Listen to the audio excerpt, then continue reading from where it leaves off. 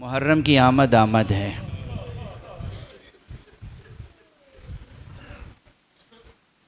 جب مولا نے فرمایا ہے کوئی بھی اس دنیا سے نہیں گزرتا جب تک کہ میں اسے نظر نہ آ جاؤں، یعنی تشریف لاتے ہیں آقا امیر المومنین۔ یہ بتائیے جب آپ روز عاشورہ کربلا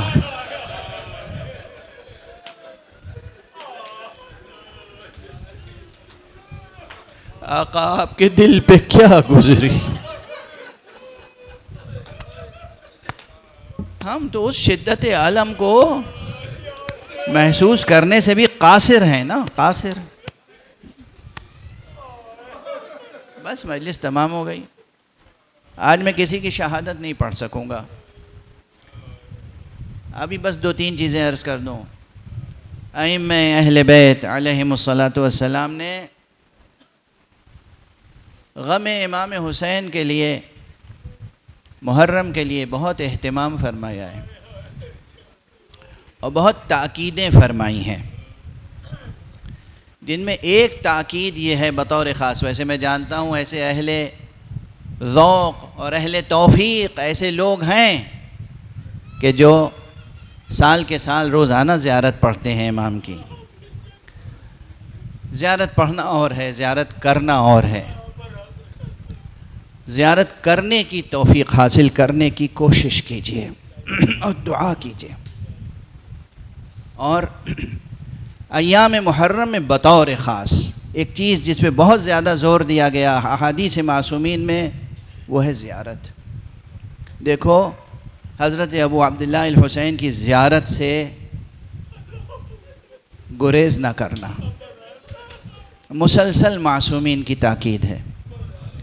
امام جعفر صادق علیہ السلام بطور خاص، امام باقر علیہ السلام، امام کاظم علیہ السلام، تمام ائمہ کی بار بار تاکید ہے۔ دیکھو زیارت سے گریز نہ کرنا، زیارت کرنے کی کوشش کیجیے گا۔ بس اب بند فقروں میں، سربستہ فقروں میں عرض کر کے جا رہا ہوں۔ زیارت کرنے کے بھی 2 معنی ہیں جو میں نے کہا، ایک ہے زیارت پڑھنا، زیارت پڑھ لینا بھی ایک کام ہے۔ زیارت پڑھا کریں لیکن ساتھ میں دعا کیا کریں، پروردگار مجھے آقا حسین کی زیارت نصیب فرما۔ اس لیے کہ زیارت کرنا اور ہے، زیارت پڑھنا اور ہے۔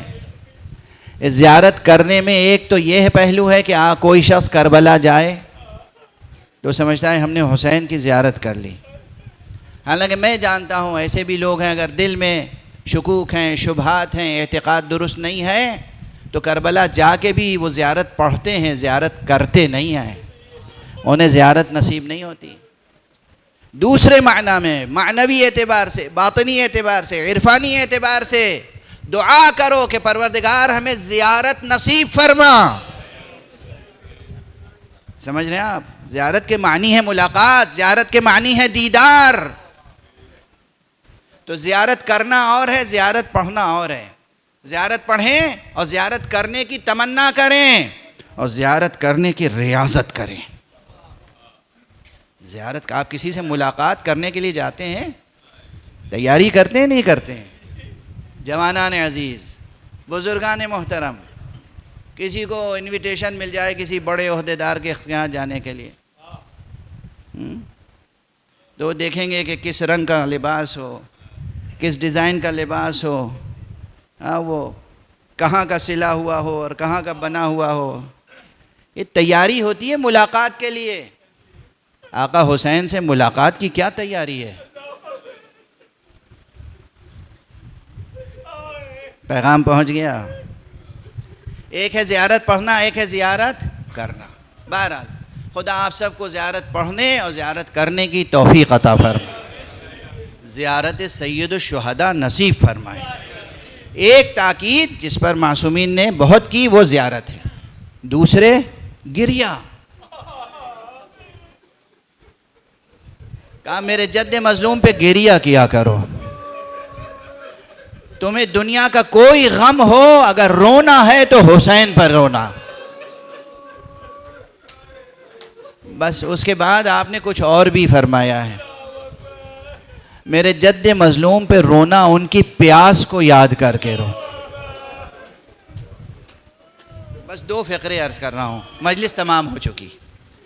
میرے جد مظلوم پہ گریہ کرنا تو ان کی شدت آتش کو یاد کرنا. کس میں طاقت ہے جو آقا سید الشہداء کی شدت آتش کو بیان کر سکے؟ کیسا تشنہ جگر تھا میرا امام، کیسی زبان خشک ہو چکی تھی. اس کے لیے بس وہ ایک جملہ کافی ہے. جب آقا کا نور نظر، جب شبیہ پیغمبر جنگ کرتے کرتے ایک مرتبہ درمیان میں آیا، بابا ارے شدت پیاس ایسی ہے کہ برداشت نہیں ہوتی. امام نے فرمایا بیٹا اپنی زبان ذرا میرے منہ میں دے دو. حضرت علی اکبر نے اپنی زبان بابا کے منہ میں دی اور فوراً کھینچ لی. بابا آپ کی زبان میں تو میری زبان سے زیادہ کانٹے پڑے ہوئے ہیں.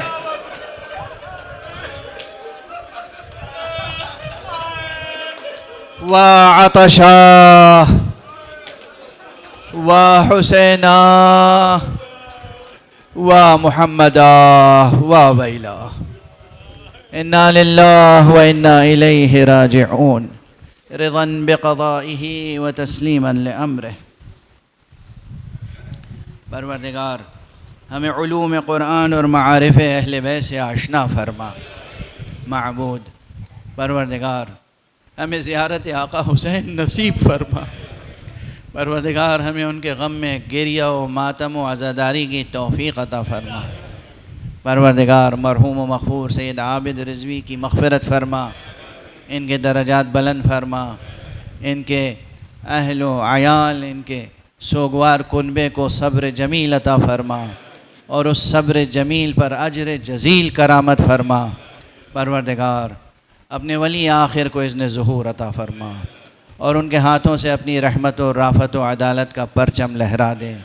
حضرات ایک بار پھر التماس ہے کہ 1 مرتبہ سورہ حمد و 3 مرتبہ سورہ اخلاص کی تلاوت فرما کے رہبر شہید آیت اللہ العظمیٰ سید خامنئی اور ان کے ساتھ شہید ہونے والے تمام شہدائے انقلاب اسلامی اور تمام شہدائے کراچی، تمام شہدائے ملت، تمام شہدائے امت اور سید عابد رضوی مرحوم اور تمام مومنین و مومنات مرحومین کی روحوں کو ایصال فرمائے.